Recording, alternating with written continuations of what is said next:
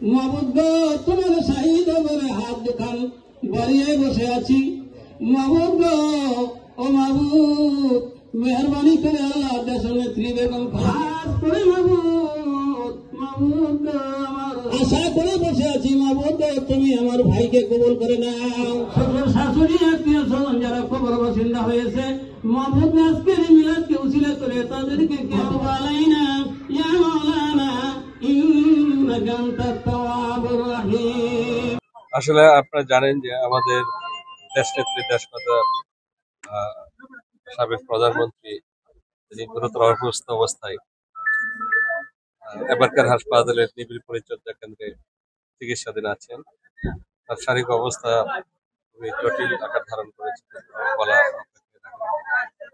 আমরা তার সুস্থতা কামনা করে আমরা বিভিন্ন ইউনিট, বিভিন্ন মাদ্রাসা, বিভিন্ন এতিমখানায় আমরা কোরআনখানি, দোয়া, মিলাদ মাহফিলের আয়োজন করছি।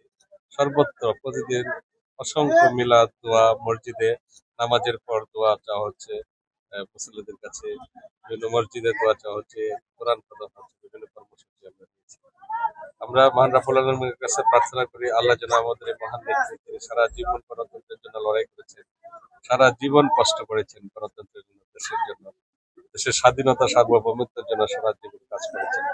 আমাদের সেই নেত্রীকে আল্লাহ আমাদের মাঝে ফিরিয়ে দিন এবং তিনি সুস্থভাবে আবার আমাদের মাঝে ফিরে এসে দেশের সেবা করেন।